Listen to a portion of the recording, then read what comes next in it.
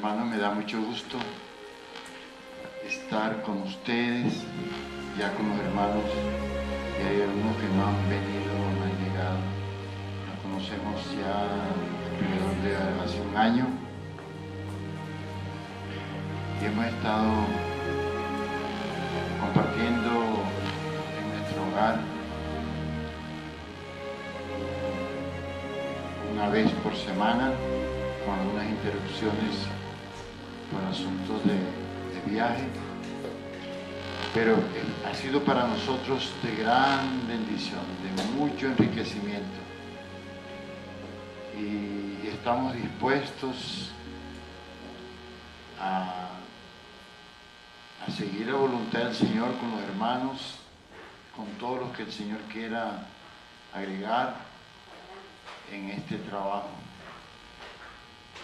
Nosotros lo hacemos con todo nuestro amor para el Señor y para los propósitos que tiene con ustedes, con nosotros. Estamos abiertos, hermanos. Alrededor de unos 2 siglos para acá, el Señor está restaurando su iglesia bíblica. El Señor empezó a sacar personas, sobre todo en países como Inglaterra, Escocia.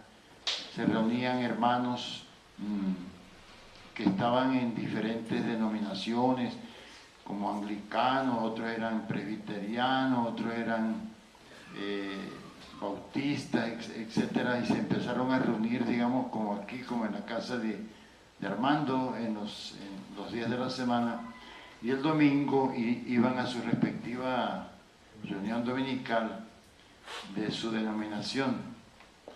Pero allá, en las reuniones de la casa, uno de ellos empezó a ministrarles el Espíritu.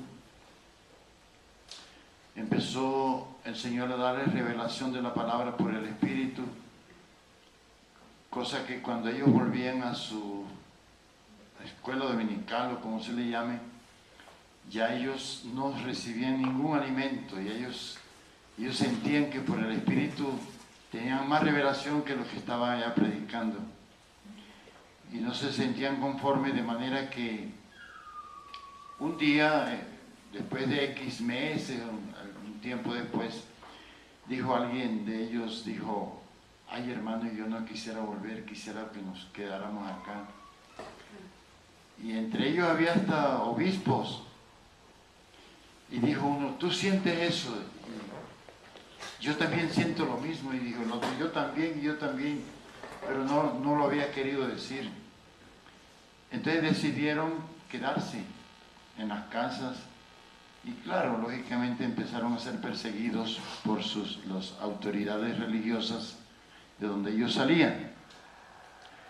Y allí empezó el Señor a restaurar su iglesia bíblica, que dentro de las 7 iglesias de Apocalipsis, que ustedes conocen de pronto, que son las cartas de la iglesia de Éfeso, la carta de la iglesia de Esmirna, a la de Pérgamo, a la de Tiatira, a la de Sardis, la Odisea, Filadelfia y la Odisea.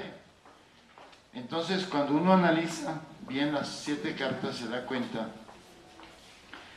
que la iglesia bíblica, la iglesia del Señor, está conformada en los parámetros de la iglesia de Filadelfia. Ustedes ahí ven que el Señor dice: no has negado mi nombre, y ese no negar el nombre del Señor es no tener nombre en la iglesia. ¿Cómo se llama la iglesia? La iglesia se llama la iglesia del Señor Jesucristo, amén. ¿De dónde?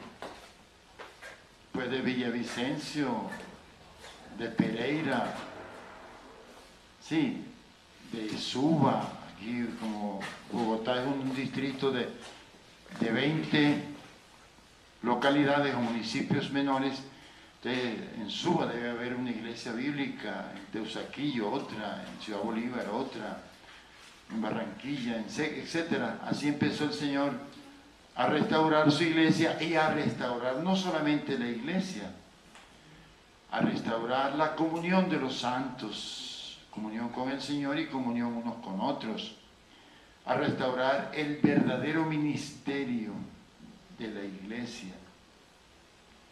Ya no un cura o un pastor, que fue lo que le sucedió, sino un grupo de pastores o ancianos que estén llevando la iglesia en los caminos del Señor, a medida que aumenta el número de hermanos de la iglesia local, pues así también el Señor llama a otros hermanos que vayan haciendo parte de ese presbiterio, etcétera. Bueno, en ese tiempo, hace como más o menos 2 siglos, empezó el Señor.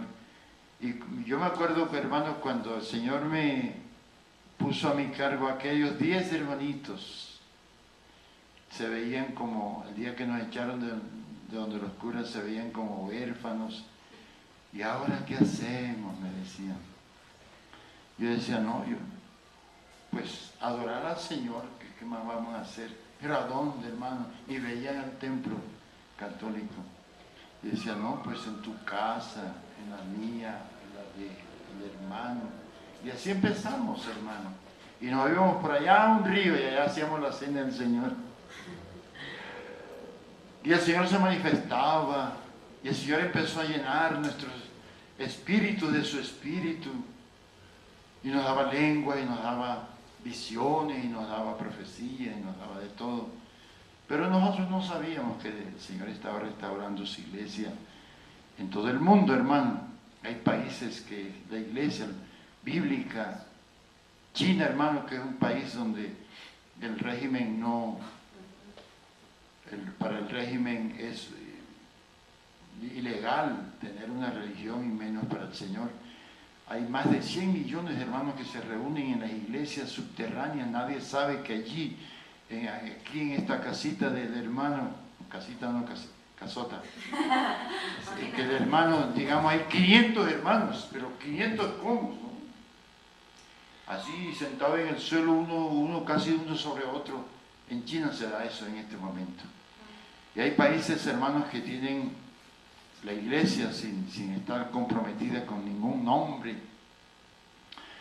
Tienen iglesias, ahora que yo estuve en Brasil, había iglesias grandísimas. El Señor me dio el privilegio de estar allá. En Chile hay campamentos donde hay 1500 hermanos en un campamento, y hacen varios campamentos porque Chile es como un fajoncito así, largo, ustedes han visto el mapa. De manera que los hermanos se les hace muy costoso a veces viajar de un lugar a otro, entonces hacen campamentos en el norte, campamentos en el centro, campamentos en el sur, y todos llenan, hermanos, grandes espacios, y no están comprometidos con ninguna organización donde han sistematizado la religión y demás. Pero un día, en el año 93, conocí que aquella iglesia, aquella modalidad con que Dios me había llamado y que duramos algún tiempo, existía. Entonces, yo decidí, en ese momento, donde estábamos, pues, estaba dictando unas clases de Romanos y otras cosas había como un instituto bíblico, ¿no? Yo tenía que terminar el año lectivo y entregar ya las calificaciones y demás. Eso fue en junio, yo empecé a conocer este trabajo aquí en Bogotá. Entonces les dije, hermano, hasta diciembre estoy. El día que yo les entregue las calificaciones, me voy. ¿Pero para dónde te vas a ir? Yo dije, estoy conociendo la iglesia así como cuando yo conocí al Señor. Yo conocí al Señor en una congregación en Barranquilla, en la carretera de la Cordialidad. Hay un barrio ya saliendo por la carretera, una iglesita cuadrangular. Y recuerdo que la pastoreaba una pareja de hermanos de apellido de Armas, pero siempre en las congregaciones cuadrangulares la que lleva la batuta es la mujer. Porque como la cuadrangular fue una denominación fundada por una hermana, ¿ustedes sí saben eso? Amén. Entonces, casi todas las mujeres, las pastores son mujeres. Y con la hermana María de Armas conocido al Señor. Pero eso es otro episodio que es muy largo. De todas maneras, hermano, el día que yo conocí que el Señor era una realidad, la iglesia que yo leí en el Nuevo Testamento, aquello con que yo había vivido los primeros tiempos de mi vida con Cristo, pero me decían los hermanos que comenzáramos con la salvación. Y me pareció correcto. Hay muchos temas, hermano. Tremendamente, el Señor es infinito en su palabra. Y por el Espíritu es mucho lo que nosotros podemos aprender. De manera que el primer tema que Dios mediante el Señor nos ayude, iniciar es el tema de la salvación. Pero queremos hacer como una especie hoy de un prólogo, de una vista panorámica de la salvación, para poder después entender las partes que van a venir, porque si hoy no ponemos estas bases, no vamos a entender. Y de ahí que hay cantidades, millones de hermanos que piensan, por no conocer de fondo las bases de la salvación, ustedes dicen que la salvación se pierde. Así de sencillo. Y vamos a ver nosotros que la salvación es un regalo de Dios. Es un regalo que no lo condiciona a nosotros. Es un regalo inmerecido. Un regalo de Dios que no es por lo que nosotros hagamos o no hagamos. No es por obras, como dice la palabra, para que nadie se gloríe. De manera, hermanos, que vamos a hacer esta especie de prólogo general o panorámica de este importante tema.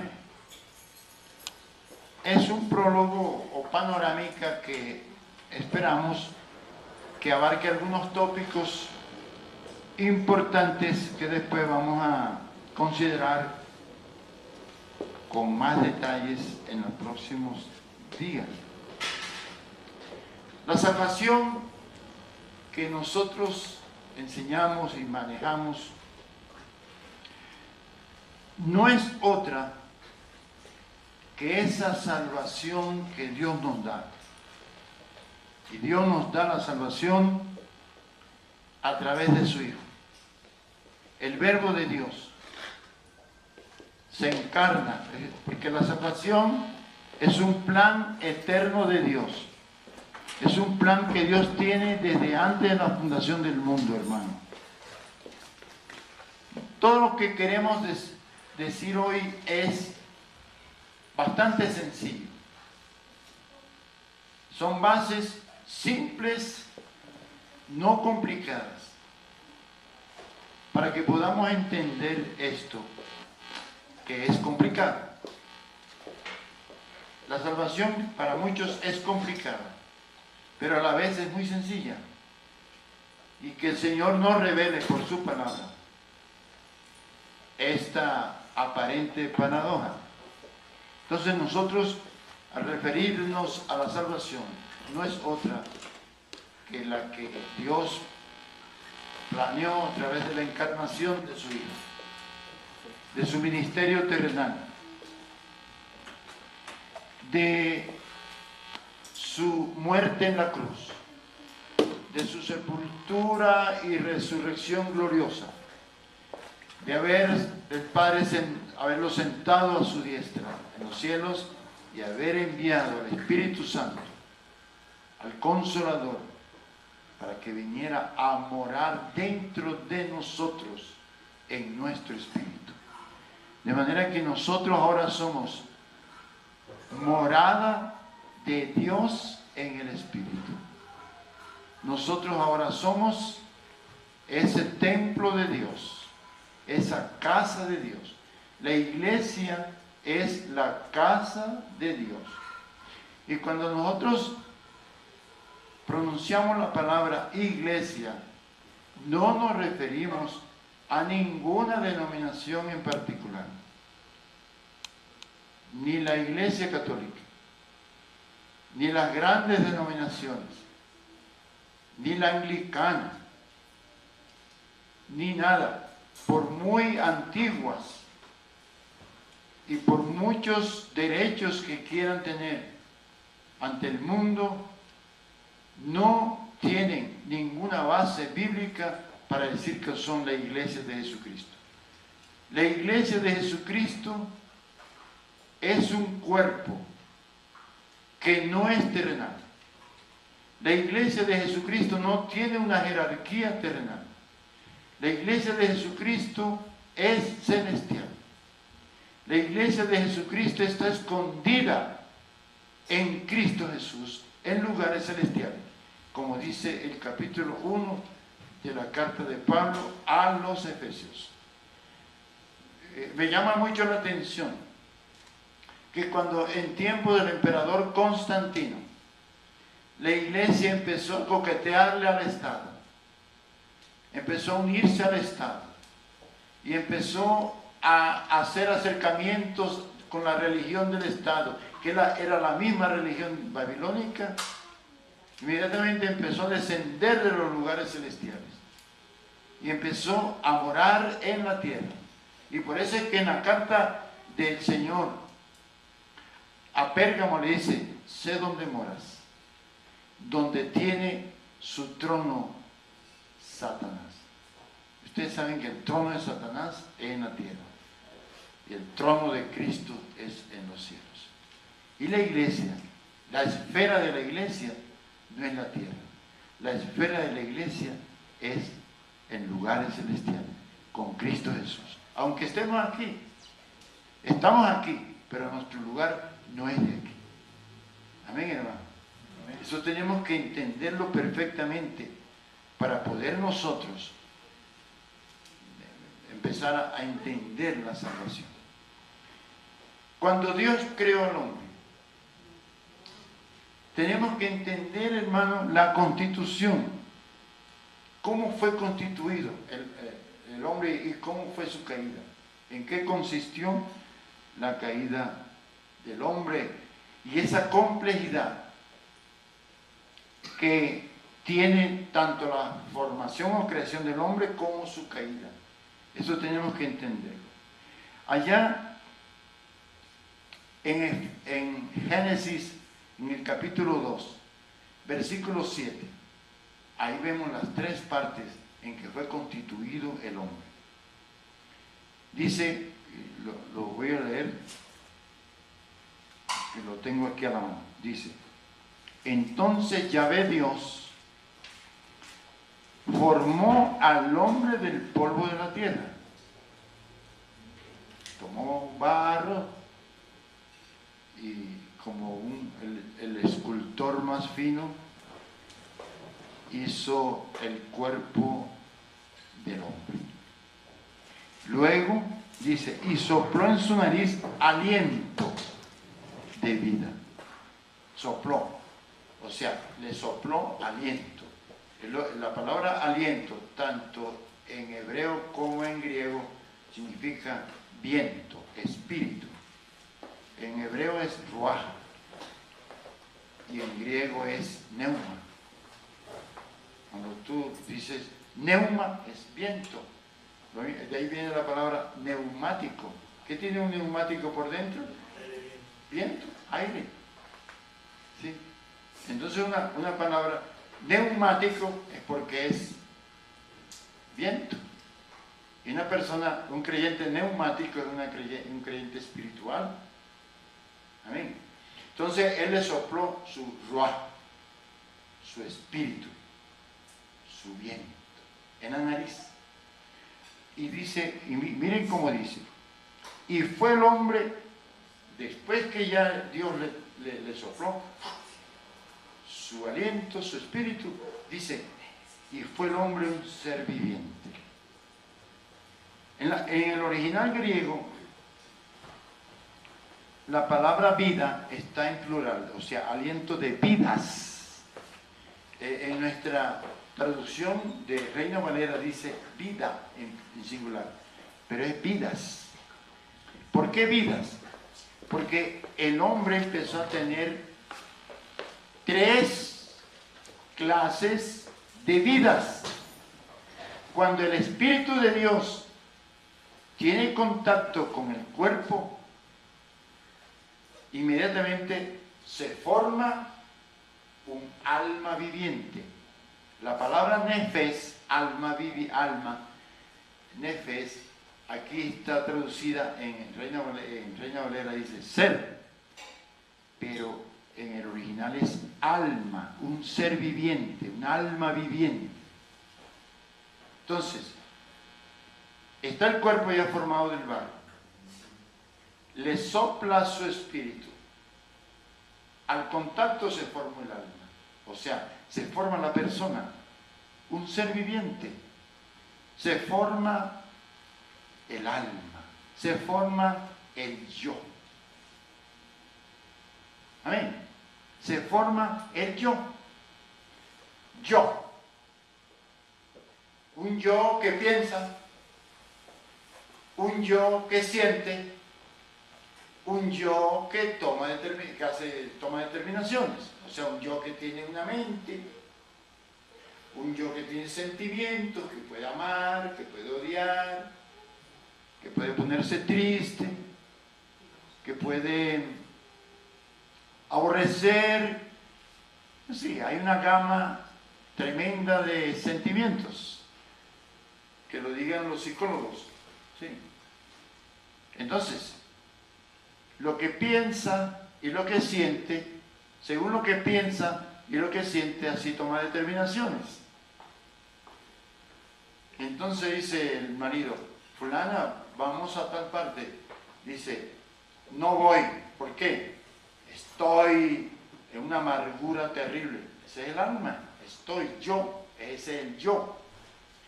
Entonces, al sentir que no quiere ir por alguna razón, determina no ir. Toma una... Entonces ahí tenemos la mente con que se piensa, los sentimientos, y luego, de acuerdo a la mente y a los sentimientos, se toma determinación. Entonces el alma, el yo, tiene mente, sentimientos y voluntad. Esas son las 3 partes del alma de un ser viviente, que es el hombre. Amén, hermano.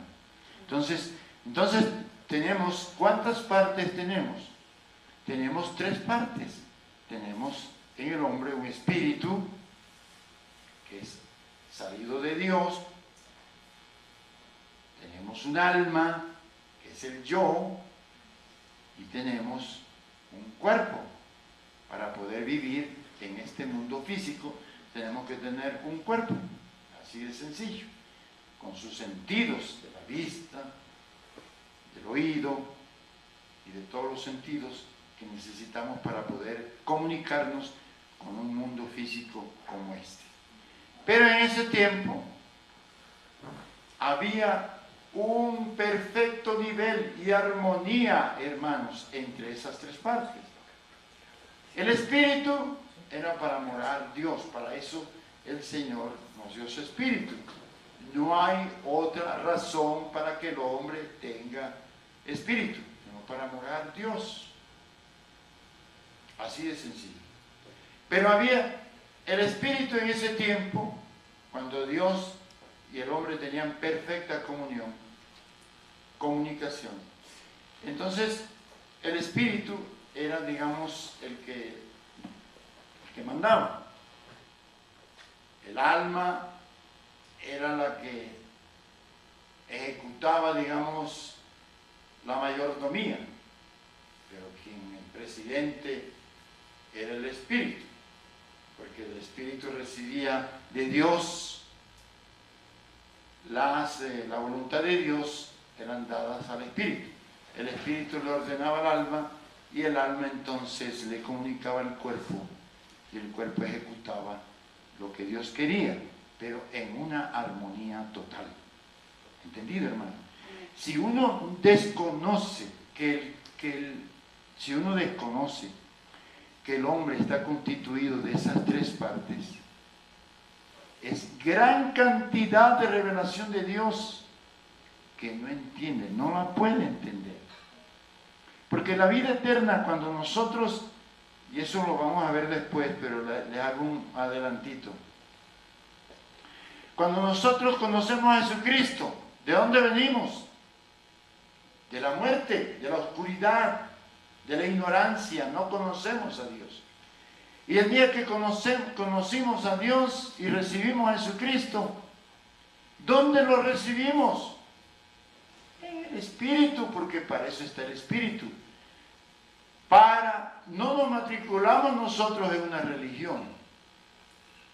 Nosotros no nos matriculamos en un sistema ideológico de filosofía ni nada. Nosotros recibimos la vida de Dios porque recibimos al Espíritu Santo que viene a morar dentro de nuestro espíritu y va a aplicar la obra de Jesucristo a la cual hemos creído para que vivamos la vida de Dios. O sea, para que, mejor dicho, para que Dios viva su vida en nosotros. Dios quiere vivir su vida en nosotros. Y nosotros debemos querer que Él la viva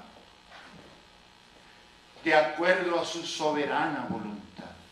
Y Él no lo hace si nosotros no queremos. Aún siendo creyentes, hermanos. Aún siendo creyentes, Él es respetuoso. Él puede ser dueño de esta casa. No es de Armando, es del Señor. Y es verdad. Pero si tú no le abres la puerta de esta casa, Él no entra. Él no la tumba. Así es también con nosotros. ¿Qué dice en Apocalipsis 3:20? Yo creo que se lo saben de memoria. He aquí yo estoy a la puerta y llamo. ¿Llama a quién? A los del mundo, no. Él está hablando de la iglesia. La carta está enviada a una iglesia. Amén. Él no le está hablando al mundo. He aquí yo estoy a la puerta y llamo. Como el sistema no le abre la puerta porque el sistema lo tiene por fuera, el sistema está haciendo la voluntad de los hombres, entonces Él llama a las personas. Un día me llamó a mí y yo estaba en el sistema. Y me tocó mi corazón el Señor. Yo estaba en el sistema, yo era pastor. Y me dije, he aquí yo estoy a la puerta y llamo. Si alguno oye mi voz. ¿Sí ven, hermano? Si alguno de los que están adentro en el sistema, haciendo su propia voluntad, me abre la puerta, oye mi voz y me abre la puerta, me abre voluntariamente, me abre la puerta, yo entraré a Él y cenaré con Él, o sea, nos haremos amigos y empezaremos a contarnos nuestros secretos. Yo le cuento los míos y Él me cuenta los de Él. Y empezaremos a tratar de caminar juntos a partir de ese momento. Qué lindo, ¿verdad, hermano? Pero Él no lo hace a la fuerza. Yo me acuerdo siempre de un versículo que dice, Jerusalén, Jerusalén, ¿cuántas veces quise juntar a tus hijos como la gallina junta a sus polluelos y tú no quisiste? Entonces Él no hace nada si uno no quiere. Eso es muy harto, tener que amar a otra persona a la fuerza. Eso no es amor. Entonces, hermanos, siguiendo este panorama, es importante saber que nosotros estamos compuestos de 3 partes. Espíritu, que es la morada de Dios en un creyente. Nuestro yo, que es el alma. Esa es la vasija aquella que dice las parábolas de las 10 vírgenes. Que las 10 vírgenes tenían, 5 tenían aceite en sus lámparas y también en sus vasijas. Pero las imprudentes no tenían sino un poquito en sus lámparas, porque eran creyentes. Pero no llevaban consigo, dice la palabra. Ese consigo, esa es la vasija, ese es el alma. También debe ser llena de la vida de Dios. Entonces ya vemos que la salvación que está en el Espíritu, entonces entra en su debido momento a salvar al alma. ¿Entendido, hermanos? Entonces, si nosotros no sabemos diferenciar en la Biblia lo que es el espíritu del alma, decimos no, la salvación se pierde. Porque estamos mirando no la salvación del espíritu, sino la salvación del alma. Y la salvación del alma de aquellas vírgenes, no, sus almas no estaban salvas. Y tal es así que ustedes leen, les recomiendo que se la lean en estos días 100 veces.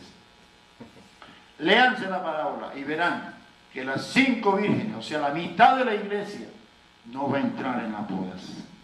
Porque sus almas no habían sido salvas todavía. Y estaban allí porque eran de la iglesia, pero no pueden entrar. Tienen que pasar por un periodo de malestar. Pero ese es para otro día. Le estoy adelantando cosas que no debiera. Amén. Entonces, hermano, le voy a dar otras 2 citas más. Vamos a leerla, donde vemos que el hombre es una tricotomía. O sea, el hombre está formado de 3 partes. Por ejemplo, en la primera carta de Pablo a los tesalonicenses, al final, en el capítulo 5 y versículo 23, miren algo. Estamos ya casi a las puertas, porque las cosas que se ven nos dicen que el Señor no tarda en venir. Y miren entonces cómo dice en la primera Tesalonicenses 5:23. Dice, y el mismo Dios de paz os santifique por completo. Miren que ahí habla de que debemos de ser santificados por completo, en las 3 partes. Dice, y todo vuestro ser, coma, espíritu, alma y cuerpo. Espíritu, coma, dice la palabra, alma y cuerpo son 3 cosas diferentes. Sea guardado irreprensible para la venida de nuestro Señor Jesucristo. De manera que cuando Él venga, las 3 partes nuestras deben estar salvas. Porque si no están salvas, la resurrección va a ser, diría que incompleta. Vamos a resucitar, pero todavía el alma no ha sido salva. Y el alma, para entrar a las bodas o perderla, y para entrar al milenio, debe tener ya haber pasado por un proceso de salvación. Porque aquí en la tierra nosotros vamos a gobernar con Cristo, pero solamente los vencedores, los que han sido ya probados, han conocido a Dios y han tenido el valor de decir y de vivir lo que escuchábamos ahora un canto cuando veníamos con Armando y los hermanos, que decía, yo doy mi vida por ti. ¿Cómo era que decía el canto, hermano? Entonces yo dije, será verdad. ¿Ah? Porque no es fácil, decíamos, decirle al Señor, doy mi vida por ti, cantando, ¿no? ¿Cuántos creen que nosotros damos la vida por el Señor? Dicen todos, yo, amén, amén. Pero en la práctica es otra cosa, hermano. Porque con cualquier enojo que tengamos, dejamos a un lado al Señor. Otra de las citas que quería está en Hebreos. En Hebreos 4:12, no nos vamos a extender a todo el contexto porque hay otras cosas que decir. En Hebreos 4:12 habla de las tres partes también. Dice, porque la palabra de Dios es viva y eficaz, y más cortante que toda espada de dos filos, y penetra hasta partir el alma y el espíritu. O sea, partir el alma y el espíritu es saber qué cosas son del espíritu y qué cosas son del alma. Y no mezclarla una cosa con la otra. Yo puedo adorar a Dios, creer que le estoy adorando y más bien me estoy gozando yo. Pura alma, ¿verdad? Pero adorar a Dios en el espíritu es otra cosa. Y Él quiere que lo adoremos es en espíritu. Y no con aquel vallenatico cristiano que tanto me gusta. Es lo que el Señor le... Perdonen que les diga así, hermanos, sino que para entenderlo mejor. Y dice, partir el alma y el espíritu, las coyunturas, ¿sí ven? Ahí habla ya del cuerpo. Las coyunturas y los tuétanos. Y discernir el pensamiento y las intenciones del corazón. Entonces, el corazón tiene pensamientos. El corazón tiene intenciones, o sea que también tiene voluntad. El corazón también tiene sentimiento, dice, te amo con todo mi corazón. O sea que el corazón es la misma alma. Amén. Lo único que después lo vamos a ver, es que el corazón también tiene algo que no tiene el alma y es la conciencia. La conciencia solamente la tiene el espíritu, pero después lo vamos a ver. No podemos meterlo en esta panorámica porque nos enredamos, hermano. Pero Dios mediante yo creo que vamos a continuar. Entonces, el Señor Jesús no es que era, es hombre y es Dios verdadero, ¿verdad? Entonces, cuando Él todavía no había ido a la cruz, y ya estando en la cruz, dio muestra de que tenía las tres partes. Miren, tenía alma, vamos a verlo en Mateo 26:38. Jesucristo tenía alma humana, porque Él era un hombre verdadero, completo. Ahí dice, estaba en el huerto de Getsemaní, estaba en aquella oración de agonía, sudando gotas de sangre, y de pronto dice que entonces Jesús les dijo a sus discípulos, mi alma está muy triste.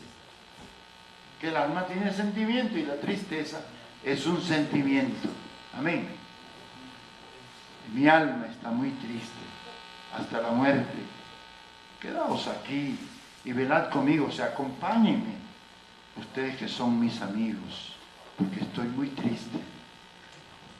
Gloria al Señor. Pero también tenía espíritu humano, hermano.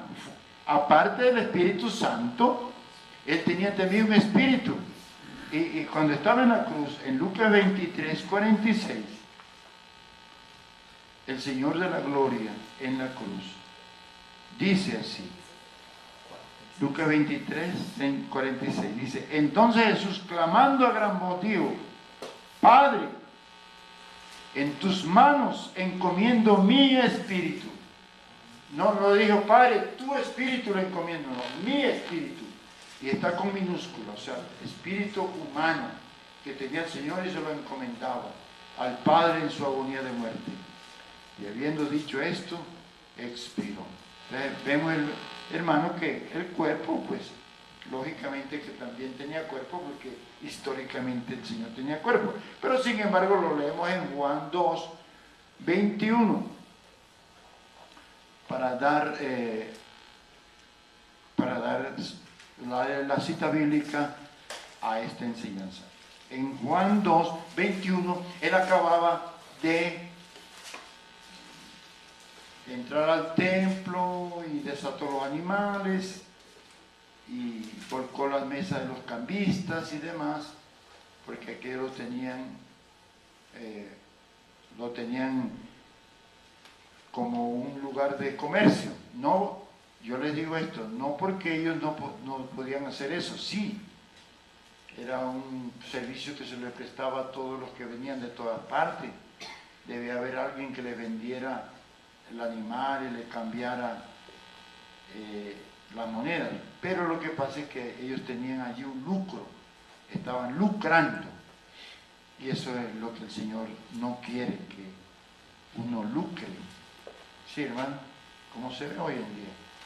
No vamos a entrar en esa materia. Bueno, entonces en ese momento le dijeron, ¿con qué autoridad tú haces estas cosas? Y él dijo, bueno, destruyen este templo y yo lo reedificaré en 3 días. Y en 46 años fue edificado y tú lo vas a reedificar en 3 días. Pero dice en el versículo 21, mas él hablaba del templo de su cuerpo. Amén. Y así, el Señor tuvo sed, tuvo hambre, etcétera, comió y demás. Entonces, volvamos al hombre en su caída. Estamos hablando que fue formado por 3 partes. Pero antes de la caída, había una perfecta armonía entre esas 3 partes en el hombre. El espíritu daba las órdenes, el alma las recibía y las transmitía al cuerpo. Pero el hombre en su caída, ¿por qué pecó? Pues tampoco vamos a hablar de eso ahora. Quedó postrado, hermano. Hubo una verdadera hecatombe en el hombre. Entonces el hombre, hubo un desnivel terrible, porque el espíritu fue separado de Dios. Eso significa muerte. La muerte no es la aniquilación, la muerte es separación. Entonces, al ser separado de Dios, murió espiritualmente. Entonces, al estar el espíritu muerto, el alma empezó a crecer, el alma empezó a enseñorearse, el yo empezó a tomar posiciones y se hizo el jefe. Ya el jefe no era el espíritu, el jefe era el yo. Y el hombre empezó, hermanos, a crecer, porque el yo del hombre es algo terrible. Entonces, al haberse desprendido de la comunión de Dios, corrió a esconderse, ya no tenía la amistad de Dios. Ya el mismo pecado le señalaba en su conciencia que andaba mal y se escondió. Y entonces el Señor empezó a llamarlo. Adán, ¿dónde estás tú? Él sabía dónde estaba. Él quería que el mismo hombre le dijera dónde estaba. ¿Por qué te escondes? ¿Por qué te estás poniendo esas hojas, cubriéndote? ¿Quién te enseñó que estabas desnudo? Entonces él empezó como a cubrir su desnudez con recursos humanos. Eso es lo que hacen las personas sin Dios. A tratar de hacer, de cubrirse, ¿verdad?, con recursos humanos. Nosotros sabemos aquí de gente que se gana la plata en delincuencia, entonces tratan de apagar su conciencia, regalándole muchas casas a los pobres y demás, y tratando con recursos humanos de presentarse delante de la sociedad y delante de la justicia y de Dios con recursos humanos. Vamos a hacer una pausa que vamos a cambiar de la hecatombe que ocurrió en el hombre en su caída. Entonces, ¿por qué se llama hecatombe? Además de la separación del hombre de Dios, porque hubo un desnivel en sus tres partes. Y para siempre fueron afectadas esas tres partes del hombre, esas tres partes que lo constituyen. El espíritu. En primera instancia, el espíritu del hombre murió porque fue separado de Dios. El alma, ¿qué pasó con el alma? El yo, el ego. Su alma entonces, sin la influencia divina a través del espíritu, porque el espíritu recibía de Dios luz, recibía revelación, recibía órdenes, recibía de todo. El alma, sin esa influencia, fue afectada tan fuertemente que se pervirtió, el alma del hombre se pervirtió y se convirtió en el centro de la persona humana. Y se enseñoreó. Vino a ser el ego, un ego independizado de Dios. Recuerden lo que le dijo Satanás a la mujer. ¿Sabe Dios que el día que comas de este fruto, ese día se abrirán vuestros ojos y seréis como Dios? O sea, ya no tendréis necesidad de Dios. O sea, que te puedes independizar de Dios porque seréis como Él. Entonces el alma empezó a independizarse. Ustedes ven hoy en día que el hombre, aún el más hundido en la perversidad, dice, soy muy libre. Hay personas que se han querido adueñar de este país y dicen que son los hombres más libres que hay, pero no saben que son los más esclavos del pecado, de sí mismo, del diablo. Entonces se enseñoreó y se independizó de Dios. Ustedes saben que ha habido y habrá hasta el último instante ese deseo del hombre de ser un superhombre y de creer de que puede hacer cosas más grandes aún que Dios. Y es ridículo, hermano, es muy ridículo para el mundo que una persona cree en Dios y en su Hijo Jesucristo. Es muy ridículo. Entonces, el alma quiere hacer su propia voluntad y se independiza de Dios para hacer su propia voluntad. Pero sometida y vencida a un nuevo poder maligno y perverso. La moral de hoy está totalmente tergiversada. Después de la caída, el alma se infló, tomó para sí el gobierno del hombre y lo llevó a independizarse de Dios.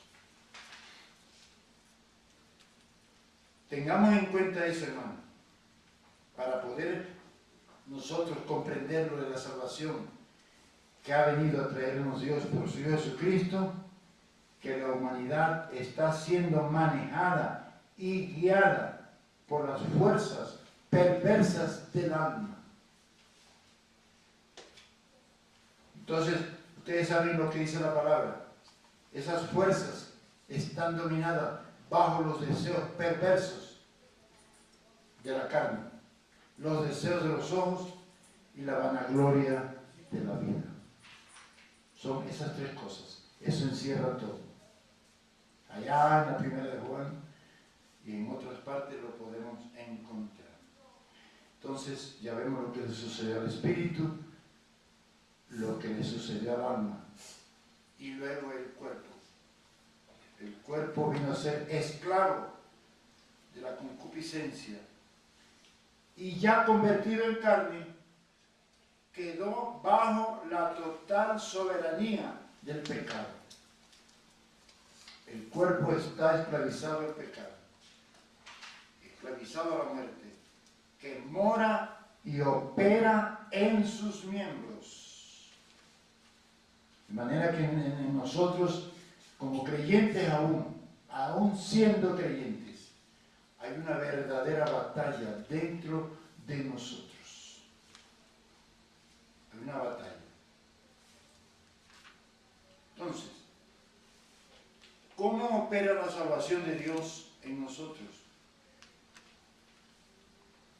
Debemos entender que en nosotros, y lo repito porque es importante que lo tengamos en cuenta, que tengamos en cuenta la tricotomía del hombre, las tres partes que forma el hombre para poder entender cómo funciona la salvación que Dios nos trajo a través de su Hijo Jesucristo. Si queremos comprenderla, cómo opera esa salvación en nosotros. Esas tres partes del hombre, espíritu, alma y cuerpo, no son salvas simultáneamente.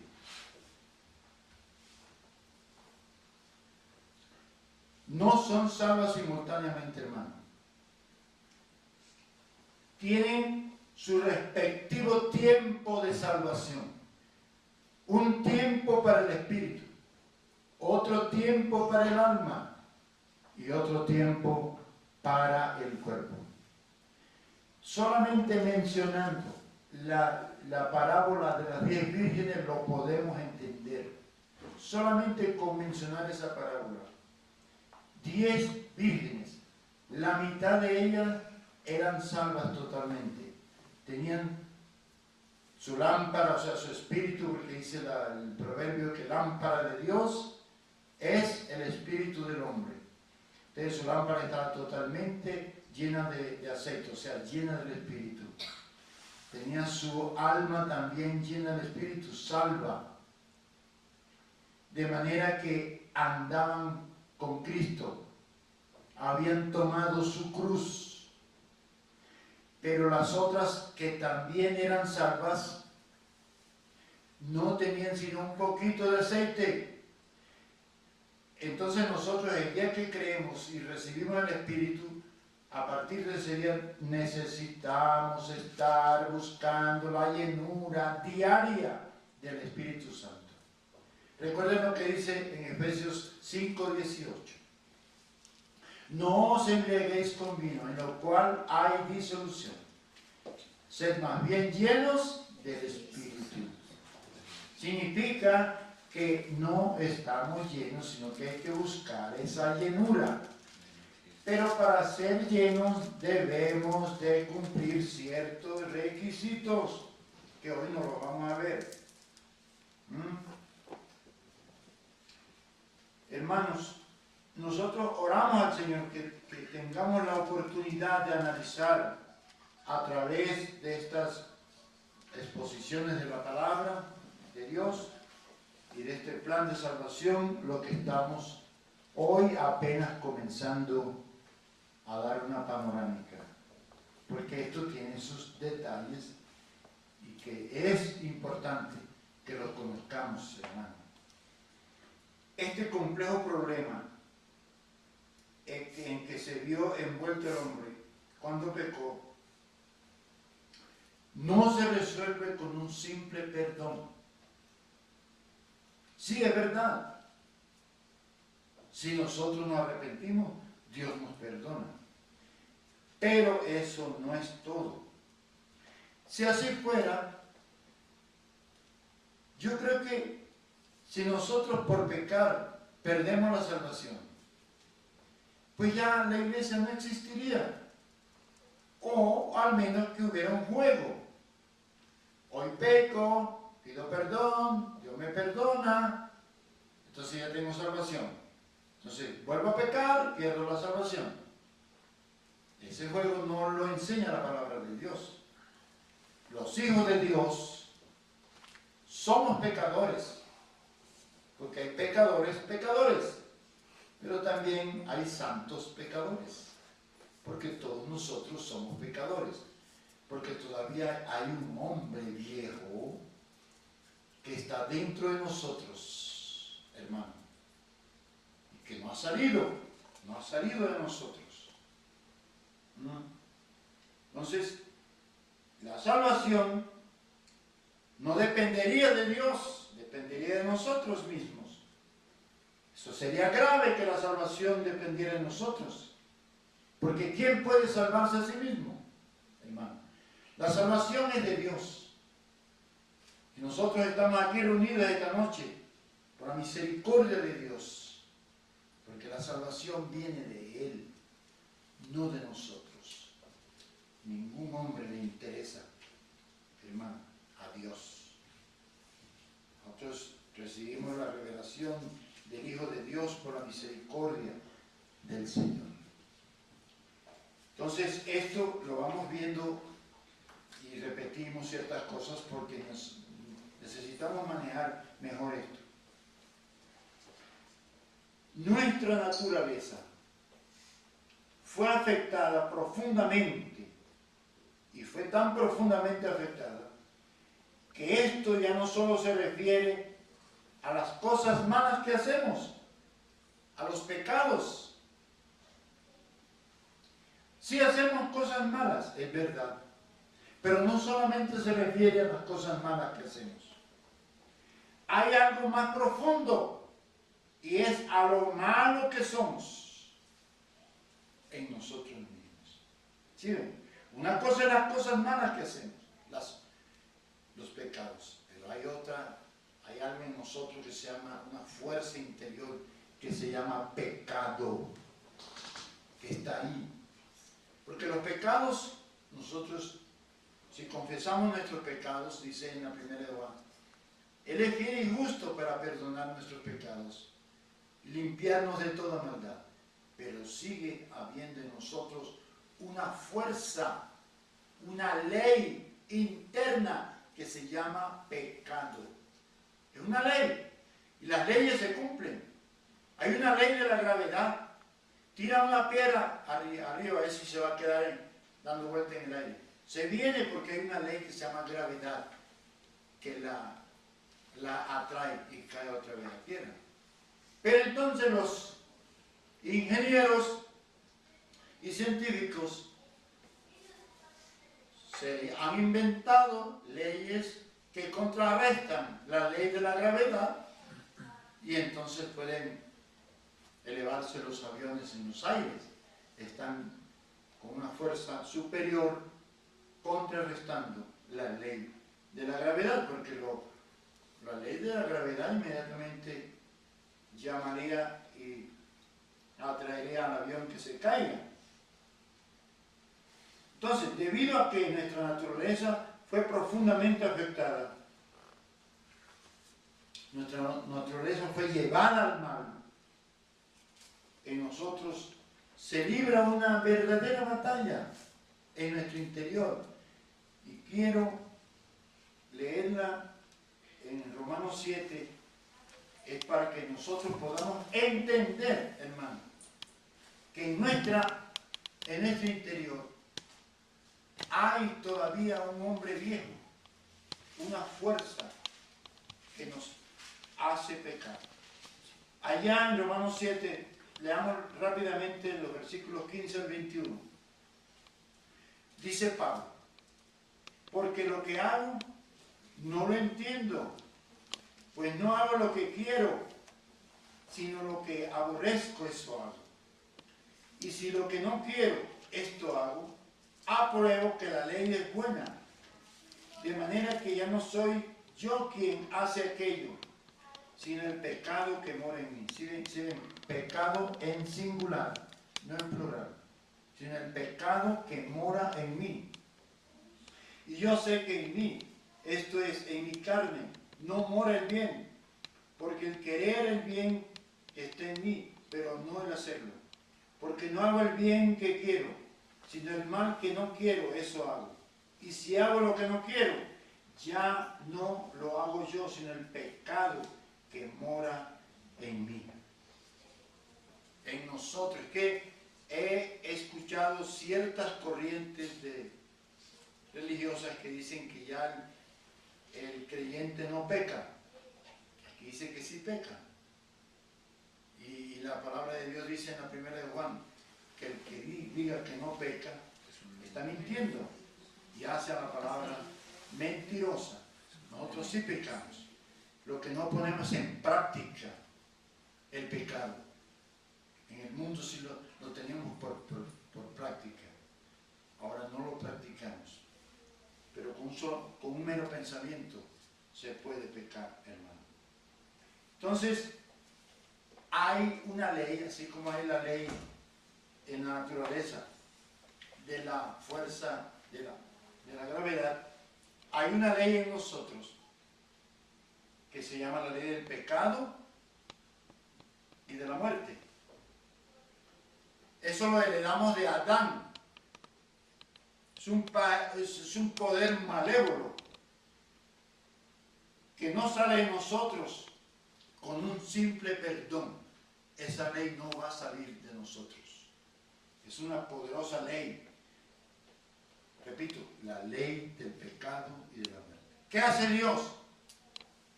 Envió su Espíritu para que venga a morar dentro del creyente, en su espíritu.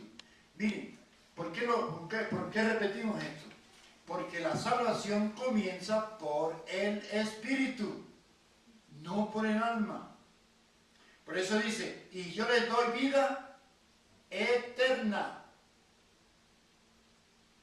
Y esa vida es el Espíritu de Dios que viene a morar dentro de nosotros, en nuestro espíritu. El Espíritu de Dios no va a salir de nosotros. Si nosotros desobedecemos a Dios, si nosotros le ofendemos, el Espíritu no nos va a dejar porque quedaríamos entonces sin la salvación. Dice la Biblia que Él se contrista, pero no sale. De la salvación eterna está en nuestro espíritu. El día que nosotros recibimos a Cristo, somos regenerados. Hay un nuevo nacimiento en nosotros. Un día nacimos de nuestros padres para vivir en un mundo físico. El día que recibimos a Cristo, nacemos al mundo espiritual para poder ver y entrar en un reino que antes no conocíamos. En una espera que se llama el reino de los cielos. Es en las moradas, es en la espera donde está la iglesia del Señor. No me refiero, hermano, a organizaciones eclesiásticas creadas por hombres que tienen que cumplir las leyes del país donde están, etc. Me refiero a la iglesia de Jesucristo, que está en esperas ya del reino de los cielos. Amén.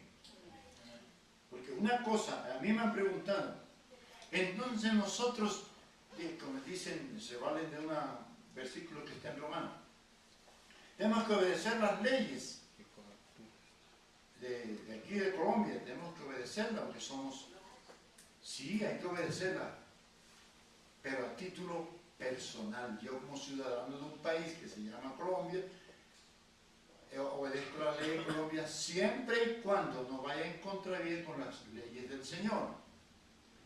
Pero la iglesia en sí no tiene que obedecer ninguna ley. Porque la iglesia es de Cristo, es celestial. La iglesia tiene que obedecer las leyes del cielo, las leyes de Cristo. Ahora, si hay una organización que necesita manejarse de acuerdo a las leyes de acá, porque una organización de hombres, lógicamente necesita tener una personería jurídica para existir, pero la iglesia de Jesucristo no necesita personería jurídica para existir, porque la iglesia, la vida de la iglesia es Jesucristo. Amén. Y Él mora en nosotros. La vida de la iglesia es el Señor. Y Él es la cabeza de la iglesia.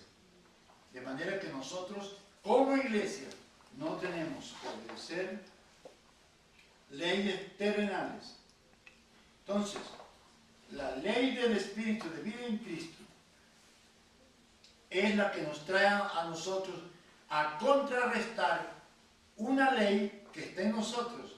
Pero resulta que la ley del Espíritu de vida en Cristo es superior a la ley del pecado y de la muerte. Es más poderosa.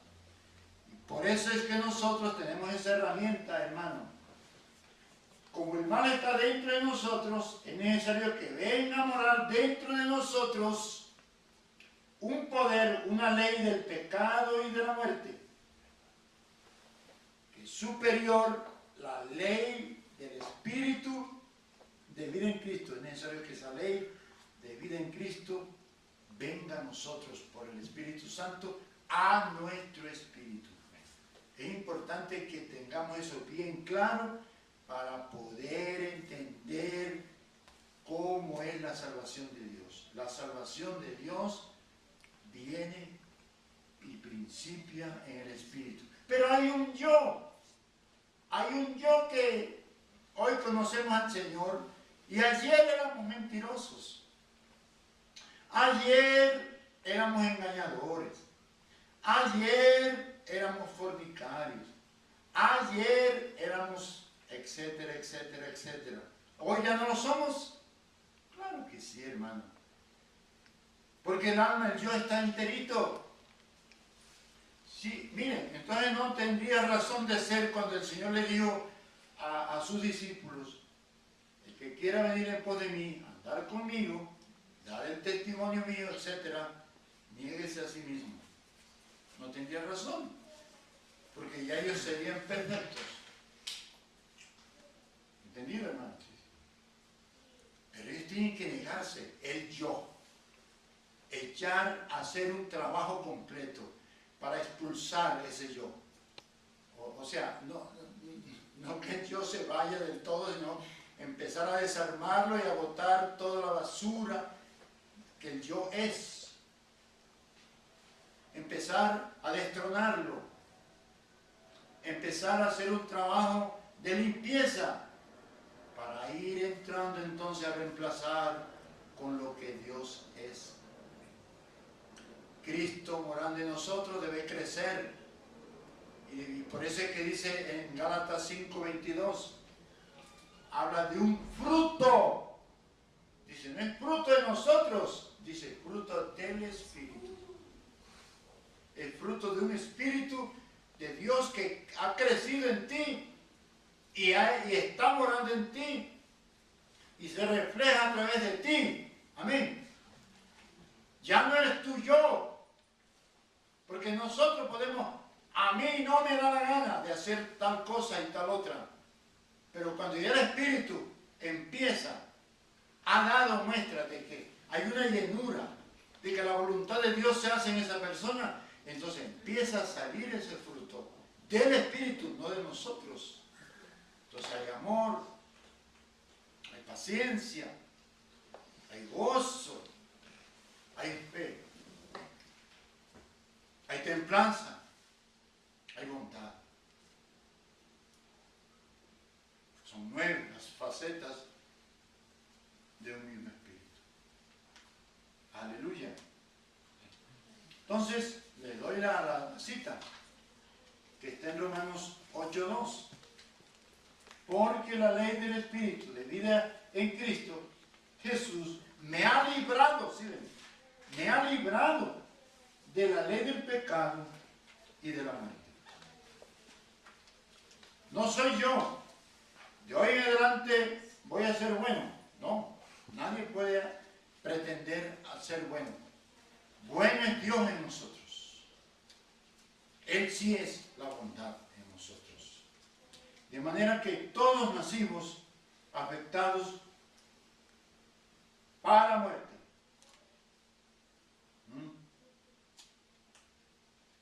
Traemos un espíritu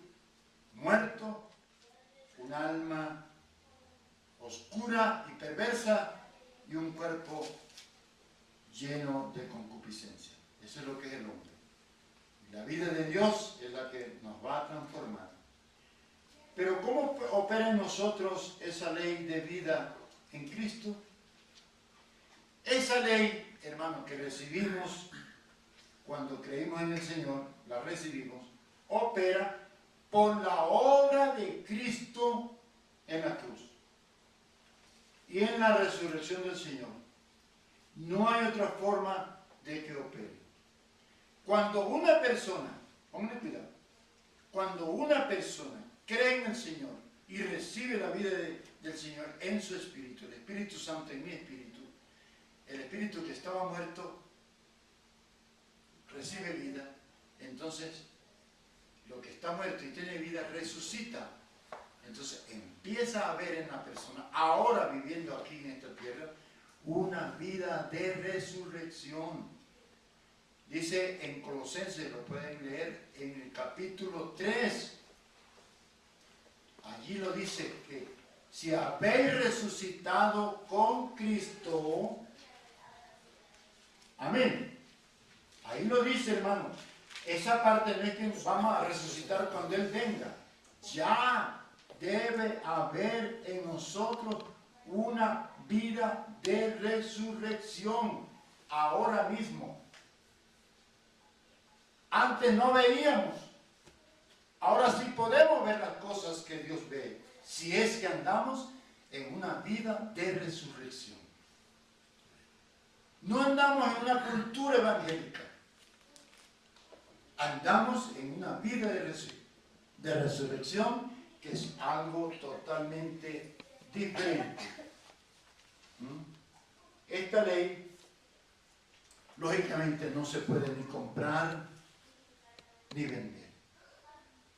En la historia de la iglesia, muchas personas y entidades se han enriquecido comprando y vendiendo salvación. Pero eso lo da el Señor gratuitamente. Gratuitamente. Y les digo una cosa, hermanos. Después lo vamos a ver en detalle, pero les hago como especie de un anticipito. Sí. La vida eterna se recibe como un regalo. La salvación del Espíritu. La resurrección del Espíritu. La vida de resurrección. Pero la salvación del alma hay que pagar un precio. Se la dejo así. Porque si me meto en eso, pues aquí no avanza. Pero se la dejo así. La salvación del alma hay que pagar un precio. Y duro, amados hermanos. La salvación del Espíritu, la salvación eterna que Dios nos da, es un regalo eterno. Pero la salvación del alma hay que lucharla. Ocupaos en ella, dice la palabra. Y por eso el Señor está día tras día, hermano, tratando de que nosotros realmente nos ocupemos de nuestra propia salvación. Dice la salvación del alma, porque la del Espíritu ya está. Tampoco debemos efectuar para conseguir eso una peregrinación a algún lugar especial. Ni que tengamos que estarnos viendo con alguna persona singular en esta tierra. He conocido congregaciones que dicen que tenemos que ir a la Tierra Santa a bautizarnos, a México o a lugares así. Tan raras esas cosas que yo no consigo verlas en la palabra o alrededor de algún personaje, y no alrededor del que debemos estar nosotros, que es el Señor Jesucristo. Amén. Entonces esa ley la recibimos por gracia. Cuando creemos, es un regalo que Dios nos da. Es algo que nosotros no merecemos. Cuando creemos, opera en nosotros un nuevo nacimiento. espiritual, algo sobrenatural. Y ese nuevo nacimiento no es condicional, no es temporal, es un nuevo nacimiento eterno. Nosotros somos hijos de Dios eternamente. Recuerden lo que dice en Efesios 2, 8 y 9. Dice, porque por gracia sois salvos por medio de la fe. Y esto no de vosotros, pues es don de Dios. Y no por obras, para que nadie se gloríe. ¿No? También recordemos, al recibir esa salvación, ahí en nosotros el nuevo nacimiento, solamente les voy a recordar los dos versículos de la conversación del Señor con Nicodemo, donde dice en Juan 3, los versículos 3 y 5, nada más que leamos eso. Respondiendo Jesús, le dijo, de cierto os digo, que el que no naciere de nuevo, no puede ver el reino de Dios. Debe ocurrir un nuevo nacimiento, una regeneración, y empezar a ser, a partir de ese instante, hijos de Dios adoptados. Lo dice en Gálatas y lo dice en Romanos, pero hijos de Dios. Y luego en el versículo 5 dice, de cierto te digo, que el que no naciere del agua y del Espíritu no puede entrar al reino de Dios. Nosotros, escuchen esto, para poder entrar al reino milenial, que es la manifestación histórica, futura, del reino de Dios en esta tierra, debemos entrar ahora a la esfera celestial. Saber que nosotros tenemos que someternos a la voluntad de Dios ahora. Es lamentable, hermano, lamentable que la mitad de la iglesia no va a entrar a las bodas. Y eso tiene que ver, mucho que ver, y lo vamos a ver después, con la salvación del alma. Están allí porque son hijos de Dios. Son hijos de Dios, pero no entran. Miren, además de eso, ojalá lo lean con oración. Léanse la parábola de los talentos. Todos estaban allí porque son hijos de Dios y tenían que estar delante del tribunal de Cristo. Pero no todos son llamados, ven, buen siervo y fiel. En lo poco has sido fiel, en lo mucho te pondré. Hay un siervo que está allí porque es siervo, pero es echado lejos de la presencia de Dios.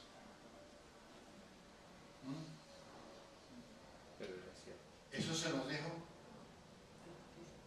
para que lo meditemos muy seriamente. ¿Ah? Para que, exactamente. Ahora, si en verdad, y eso es verdad, que debemos ser perdonados nuestros pecados, de nuestras iniquidades, de nuestras maldades y de nuestro mal proceder, eso es verdad. Pero una cosa son los pecados y otra cosa es el pecado, la fuerza interior, esa fuerza maligna que heredamos de Adán y que ninguna persona humana puede considerarse buena. Entonces, de esta fuerza que está en nuestra carne, tenemos que ser liberados. Es una fuerza tan poderosa en el interior del hombre que solo puede ser contrarrestada por la ley, que ya dijimos que es una ley superior. Tiene que ser un nuevo poder más fuerte que el poder que dado a nosotros. Es una ley propiamente en la vida de Dios en nosotros. ¿Por qué lo hago hincapié? Porque la vida eterna que comienza en el Espíritu es la vida de Dios en nosotros. Y solamente viene a morar el Señor en nuestro espíritu y después empieza a hacer un trabajo en nuestra alma. Gloria al Señor. Tengamos eso bien presente. Esa es la vida de Dios en nosotros, es lo que Cristo llama vida eterna. Y esa vida jamás saldrá de nosotros. Y yo les doy vida eterna. Siempre dice así. Cuando el Señor dice que nos da vida, siempre nos da vida eterna. No nos da una vida condicionada a nuestro proceder. Jesucristo ha venido a darnos vida eterna. Y esa vida significa la salvación que el Señor nos da. No la vamos a perder jamás. Entonces vamos a ver un poquito de ese poder para salvación. Primeramente en Romanos 1, 16 y 17.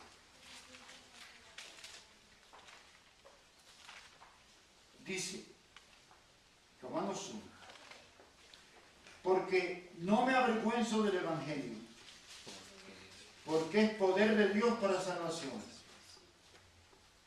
Y todo aquel que cree, al judío primeramente y también al griego, porque en el Evangelio la justicia de Dios se revela por fe y para fe, como está escrito, mas el justo por la fe vivirá.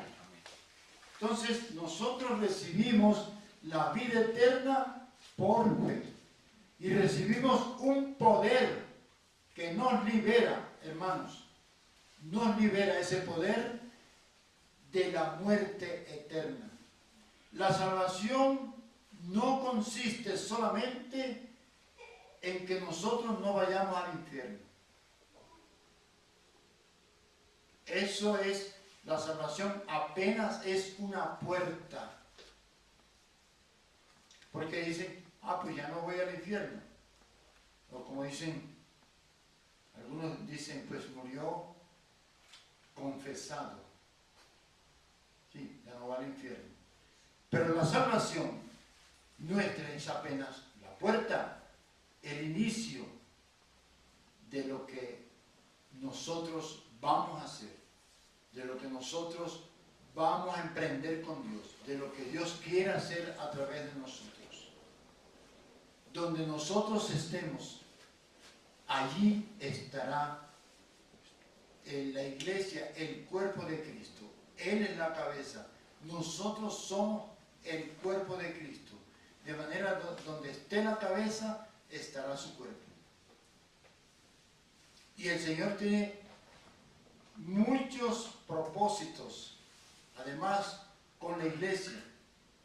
El Señor lo primero que va a hacer, hermano, es a reinar sobre todas las naciones, a restaurar todo lo que el hombre y aún Satanás ha destruido en este mundo, esta tierra.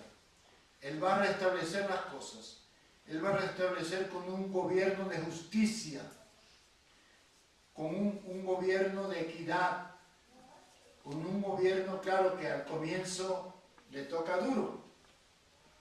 Al comienzo tiene que, dice la palabra que será con vara de hierro. Y hay países que no querrán someterse al gobierno central que sale de Jerusalén. Entonces dice por allá en Zacarías, entonces vamos a sancionar ese país. ¿Cómo lo sanciona Dios? Pues no le llueve, no le lloverá, no tendrán cosecha. Entonces las cosas irán tomando su curso en ese gobierno. Pero no solamente, hermano, al terminar ese milenio y restablecido un gran paraíso en la tierra, hay muchos otros propósitos en nosotros eternamente con el Dios de la gloria. ¿Quién sabe en esta creación tan inmensa, cuántos planes tendrá el Señor. Entonces, la obra de Cristo tiene suficiente poder para salvarnos. Tanto que la salvación eterna, que no depende de nosotros, nos lleva desde ahora a un conocimiento de lo que es Dios, de lo que son sus propósitos. Nosotros, al ser salvos, nosotros debemos, hermano, de interesarnos en conocer al Señor. Nosotros debemos conocer a Cristo. Recuerden lo que dice en lo que llaman la oración sacerdotal del Señor, allá en Juan 17. En el versículo 3 dice, y esta es la vida eterna. ¿Recuerdan? Y esta es la vida eterna. Que te conozcan a ti, oh Padre, y a Jesucristo, a quien tú has enviado. Eso, nosotros necesitamos conocer a Dios. Si no conocemos a Dios, no podemos tener comunión con Él. Ahí mismo, en esa misma oración, ese mismo capítulo de Juan 17, Él ora porque nosotros, la iglesia, seamos uno. Que ellos sean uno, así como tú y yo somos uno. ¿Cómo eran uno ellos? No solamente en esencia. Ellos tenían mucha comunión, mucha comunicación. Se entendían porque pensaban igual. Y el Señor quiere que entre nosotros pensemos igual. ¿Cómo podemos pensar igual? Cuando todos seamos llenos de la vida de Dios, cuando Cristo crezca en nosotros, entonces recibimos toda la misma plenitud y todos tendremos el mismo pensamiento. El pensamiento de Dios por el Espíritu y la palabra debe ser en nosotros como un rasero, todos nivelados, creyéndole a la palabra por el Espíritu, no buscando nuestros propios intereses ni nuestra propia proyección personal. Entre nosotros, amados hermanos, no debe haber nadie que sobresalga. Todos debemos considerarnos iguales.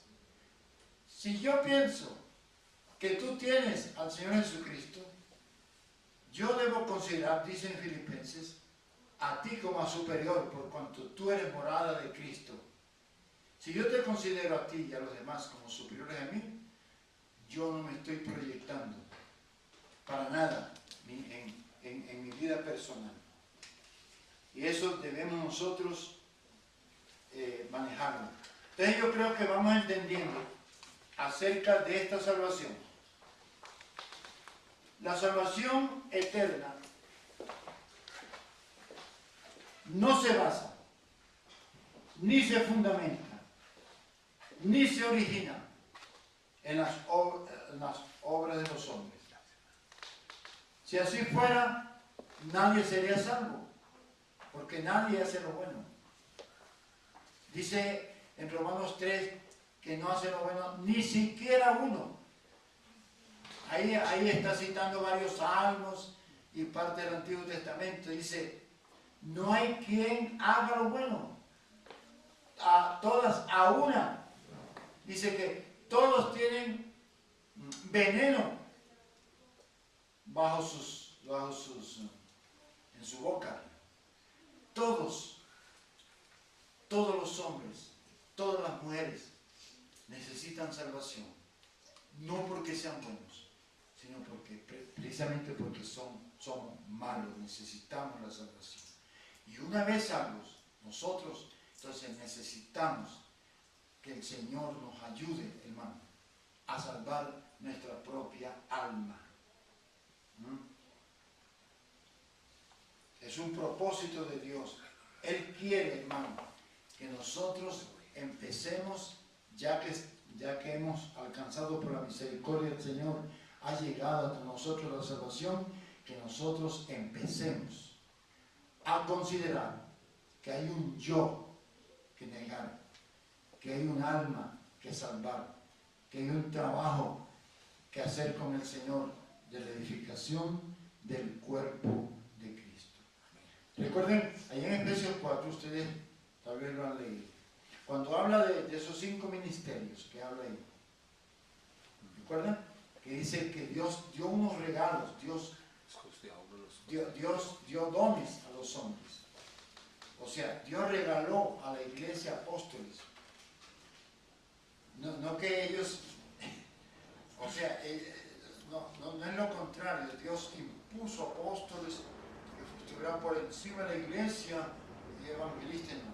Son dones, son ministerios, o sea, son servidores de la iglesia, regalo a la iglesia. A unos puso como apóstoles, a otros como evangelistas, a otros como profetas, a otros como pastores y maestros. Y luego en el versículo siguiente, en el 12 dice, ¿para qué? Perfeccionar a los santos. Para perfeccionar, ellos están puestos para perfeccionar a los santos para la obra del ministerio. ¿Y cuál es el ministerio? La edificación del cuerpo de Cristo, o sea, la edificación de la iglesia. Todos nosotros debemos intervenir con el Señor en la edificación de su iglesia. No solamente esos 5, todos nosotros. Ellos lo que hacen es prepararnos a nosotros. Ahí dice. ¿Cómo es la palabra que dice? Hasta que todos lleguemos a la unidad. A la unidad de la fe. Hay un trabajo que hacer hasta que todos lleguemos a la unidad de la fe. Entonces, ¿por qué? Porque hay un alma que salvar. Si ya todo está salvo, entonces nosotros no necesitaríamos negarnos a nosotros mismos. Estaríamos completos trabajando con Cristo, caminando con Cristo. Entonces entonces la parábola de las 10 vírgenes sobraría en la Biblia. Resulta que la mitad de la iglesia no va a entrar en las bodas, porque ellas no obedecieron, no conocieron al Señor. No trabajaron en la edificación de la iglesia. Y la edificación de la iglesia se comienza primeramente conmigo. Si yo no soy edificado, si tú no eres edificada, ¿cómo vas a trabajar para que otros sean edificados? Tú tienes que ser edificada primero. Y eso, amados hermanos, comienza con uno. Y esa edificación es en el alma. Hasta que todos lleguemos a la unidad de la fe y del conocimiento del Hijo de Dios, a un varón perfecto. Amén. Entonces yo creo, hermanos, que la salvación se cumple en 3 etapas. Y ya vamos a terminar. En 3 etapas. El día que creímos, fue salvo nuestro espíritu. Y cada vez que tú lees en la palabra de Dios la salvación eterna o la salvación del espíritu, está en tiempo pasado. Cada vez que tú lees en la palabra de Dios el tiempo presente, es la salvación del alma. Y cada vez que tú lees la salvación en tiempo futuro, es la salvación del cuerpo. Cuando nacimos de nuevo, nuestro espíritu es regenerado. Esa es la vida eterna. Eso está en tiempo pasado. Para los que ya hemos sido salvos, siempre está en tiempo pasado. Nuestra alma empieza un trabajo de renovación. A ver, recuerden lo que dijimos hace rato. ¿Cuántas partes tiene el alma? La mente, los sentimientos y la voluntad. ¿Y qué dice en Romanos 12:2? Ahí dice que la mente debe ser salva, porque ahí dice, no os conforméis a este mundo. ¿Me ayudas? no os conforméis a este mundo, sino sino transformaos. O sea, la palabra griega es metamorfosis, sino que tu mente sufre una metamorfosis, un cambio, así como las mariposas, después de ser gusanos, pasan por una metamorfosis para llegar a ser mariposas. Entonces, sino transformaos por medio de la renovación de vuestra mente. De lo primero que el alma debe trabajar, Dios en el alma, para que el alma sea salva, es en el modo de pensar nosotros, en nuestra mente. ¿Sí ven, hermano? Ya lo vamos entendiendo. ¿Para qué? Sigue diciendo. Para que comprobéis cuál sea la buena voluntad de Dios, agradable Y perfecta. perfecta. ¿Por qué? Porque en la mente es que nosotros podemos pensar si Dios nos está hablando, lo recibimos en el Espíritu, pero pasa a la mente. Entonces Dios me está hablando. ¿Cuál es la voluntad de Dios? ¿Será que eso choca con mi propia voluntad? Hace un año que estoy pensando este proyecto que tengo, pero Dios me dice que ese proyecto me llevará a la ruina. ¿Será que Él tiene? Sí, entonces la mente que ya está siendo renovada empieza a pensar, Dios siempre tiene la razón. Entonces hay un lenguaje que ya la mente renovada empieza a entender. Sí. Es lo mismo que las computadoras.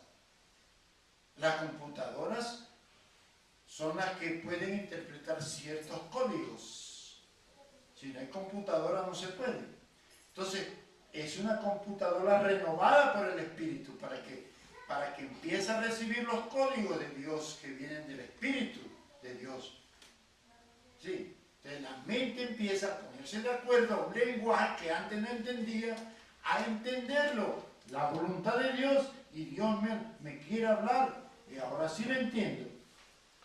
Ahora sí lo entiendo. Entonces, lo primero que el alma Dios quiere, con nuestra voluntad, con nuestro permiso, tratar y santificar y renovar es nuestra mente, nuestra forma de pensar, hermano.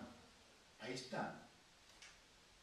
Entonces, el alma, hermano, el cuerpo será resucitado en el futuro, en la gloriosa venida del Señor, ya al final. Pero ahora puede recibir beneficios de la salvación del alma. Porque en la medida en que el alma es renovada, santificada, el cuerpo empieza también a recibir esa influencia. Y lo que antes deseaba, empieza un momento a no desearlo.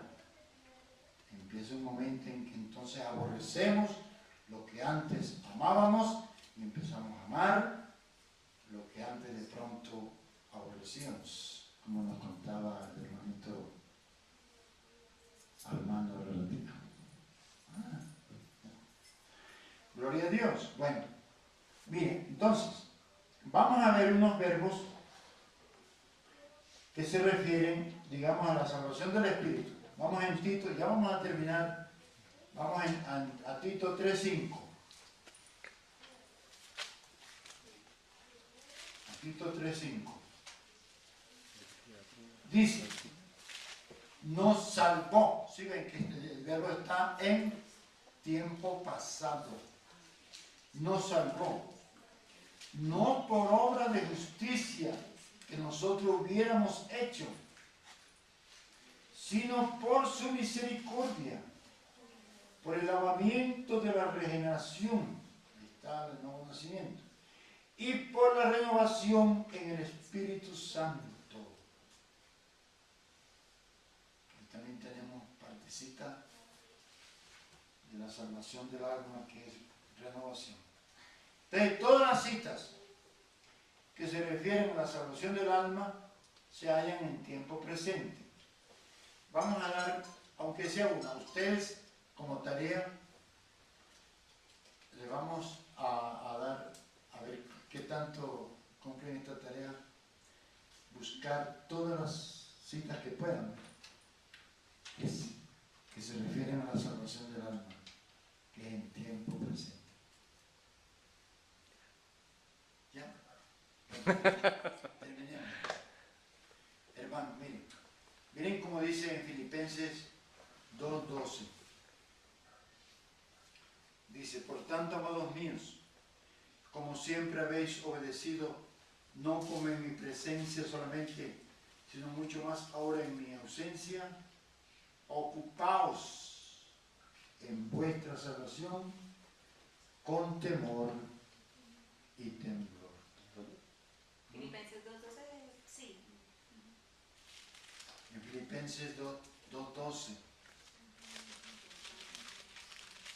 Y bueno, todas las citas que se refieren a la salvación del cuerpo siempre están en futuro. Vamos a leer, pues, en Filipenses 3, dos versículos que ustedes de pronto se lo saben, que son los versículos 20 y 21.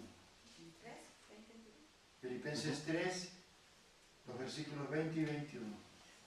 Dice, mas nuestra ciudadanía está en los cielos, de donde también esperamos al Salvador, al Señor Jesucristo, el cual transformará, ¿sí ven que está en futuro? El cuerpo de la humillación nuestra, para que sea semejante al cuerpo de la gloria suya, por el poder con el cual puede también sujetar a sí mismo todas las cosas. Por favor, por último, un hermano que lea Romanos 8:23.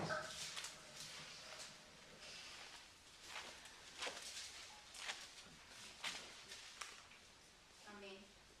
Con voz de hermano. Y no solo ella, sino que también nosotros mismos, que tenemos las primicias del Espíritu, nosotros también gemimos dentro de nosotros mismos, esperando la adopción, la redención de nuestro cuerpo. Ahí está. Esperando siempre en el futuro la adopción, la redención de nuestro cuerpo. Entonces nosotros en una salvación total y completa Que salvar todo. vamos a tener salvación íntegra algún día. Si no la tenemos ahora,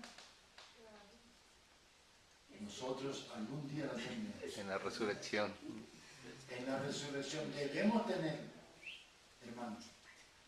Hay dos clases de resurrección, además de la que ya leímos en el Espíritu de ahora, que hay una resurrección superior a otra, porque la resurrección de las vírgenes insensatas no es la misma de la resurrección de las vírgenes sensatas. La de ellas fue una resurrección completas. Vengan, entren a las bodas. Las otras, ¿qué tal? Nos conozco. ¿Por qué dice nos conozco? Porque ustedes no me conocieron a mí, no me tuvieron en cuenta. Vivieron su propia vida, dándoles yo la oportunidad de que me tuvieran en cuenta, de andar conmigo. Yo quise siempre andar contigo y tú no quisiste. Entonces hay un campanazo en este tiempo, hermano, para que nosotros nos pellizquemos, que no.